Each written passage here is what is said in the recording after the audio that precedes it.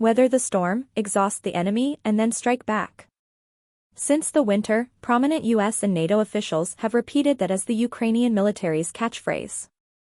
That was the idea, then. But can it be carried out, and if so, how, when, and where?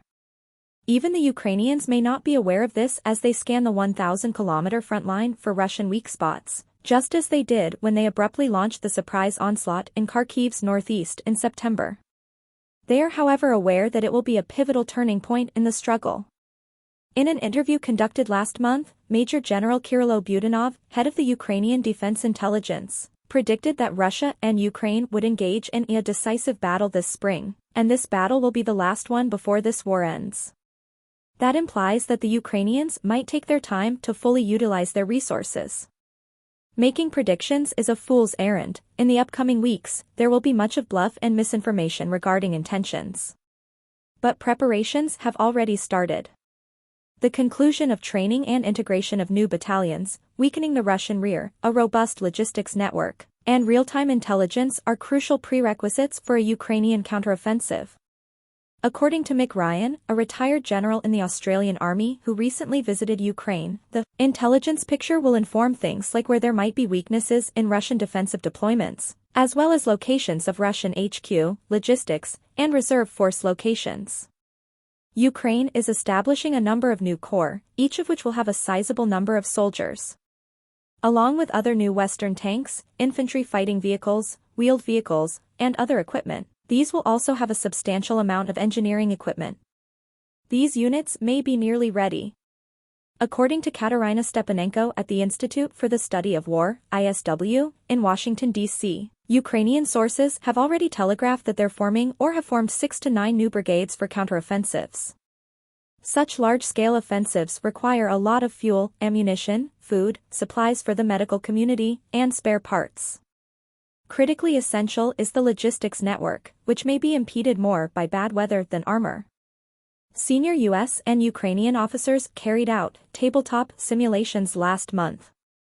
The chairman of the US Joint Chiefs of Staff, General Mark Milley, said, "The Ukrainians are moving things around on these maps to determine what is their best course of action, and they determine the advantages and disadvantages of the risks associated.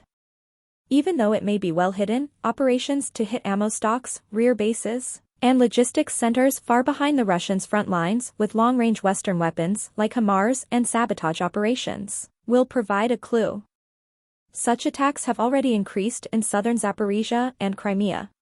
We could reasonably expect offensive action probably of different scales in at least 2, and possibly more, locations in the east and south, not least to confuse the Russians about where the main thrust will occur.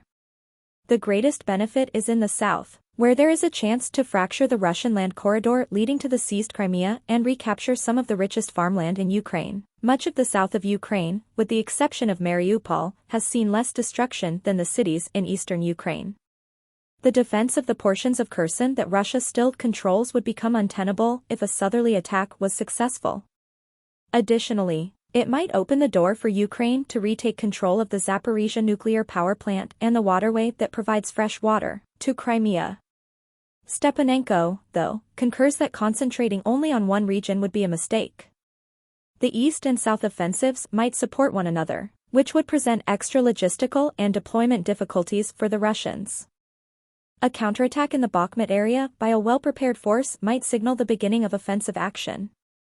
Last week, the commander of Ukrainian land forces, Colonel General Alexander Syrsky, was in the Bakhmut area and said, "Our task is to destroy as many enemies as possible and create the conditions for us to launch an offensive." The Ukrainians are showcasing the Western equipment that has started to arrive to bolster their ground forces. Tank personnel have been sent to Germany and the UK, respectively, for training on Leopard 2 and Challenger tanks. Their missile defenses are getting better all the time and will get even better after the Patriot battery deployment. The initial contingent of Ukrainian soldiers that trained with the Patriots has returned to Europe. But integrating units will be critical. Ukraine needs to increase its capabilities for combined arms warfare ahead of their counteroffensive. This requires a high degree of coordination between various Ukrainian brigades and integrating fires to support maneuver, said Stepanenko at ISW. The Ukrainian playbook has not historically included this kind of combat, and it takes time to learn it. While the push into Kharkiv in September was successful and took advantage of Russian weaknesses there, the struggle to retake Kherson was much more expensive in terms of manpower and resources. The Ukrainians have been getting equipment necessary for any offensive action over the past few months, including RAPs, mine-clearing tools, demolition munitions, and mine-clearing hardware. Additionally, more than 4,000 Ukrainian soldiers have completed combined weapons training in Germany, including 2 brigades with Bradley fighting vehicles and Stryker vehicles produced in the US and supplied by the US. 1,200 Ukrainian soldiers from 2 motorized infantry battalions are still undergoing training in Germany. It will also be crucial to receive training on how to use engineering tools provided by the US. The most recent aid package from the US, which was unveiled in March, comprised demolition explosives as well as bridges that could be launched from armored vehicles to accompany advancing soldiers. This is important because the fight to come will need the Ukrainians to engage in combined arms obstacle crossing to break into and penetrate Russian defenses, which include mines, anti-tank ditches, dragon's teeth, and the enhancement of natural obstacles. There is no military endeavor that is more difficult to plan, orchestrate, and execute. Western aid has sought to address Ukraine's key capability gap in mobile firepower. Armored personnel carriers and infantry fighting vehicles will help ensure Ukrainian mechanized infantry can deploy safely to the combat zone. Western tanks will serve as the tip of the spear, but it is unclear if there are enough of them to make a significant difference.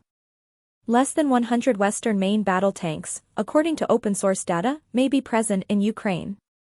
Of fact, Russia is well aware that Ukraine is preparing new offensives. It has built numerous levels of defense over the past few months, particularly in the south. The Russians also probably have mobile counterattack forces prepared. The collecting of intelligence and long-range attacks to destroy such formations are crucial components of Ukrainian preparation. Military historian Stephen Biddle writes that shallow forward defenses can be ruptured with well-organized combined arms attacks, but deep defenses with meaningful reserves behind them still pose much harder problems for attackers. The balance of talent and motivation on both sides, however, has been the best single predictor of outcomes in real warfare, according to Biddle, and this may bode well for the Ukrainians. The Ukrainian armed forces have proven to be inventive, flexible, and agile. The majority of its units have shown good morale in the face of overwhelming assault. Western forces have offered training in nearly all aspects of battle over the past year, from tank fighting to logistics and leadership. In contrast, Russia's fall mobilization hasn't made much of an impact on the battlefield, and rumors of dissension and weak leadership in a very top-down structure imply that performance may not match the magnitude of Russia's forces. Which brings us full circle to the fatigue issue. Russian soldiers, including some of their best divisions, have been attempting to breach Ukrainian defenses in 4 key zones for the past 3 months. They have essentially made little progress, with the exception of small improvements in the Bakhmut region. The dilemma facing the Russian high command is when to go from offense to defense and whether to do so. At some point, their offensives are likely to culminate, Ryan said. They will need to decide whether they assume a more defensive posture in the coming weeks in order to absorb or respond to any Ukrainian offensives. Many constellations have to align if a Ukrainian counteroffensive is to succeed.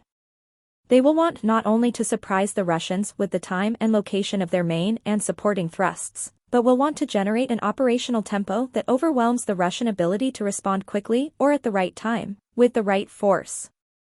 Success in the early stages would generate momentum.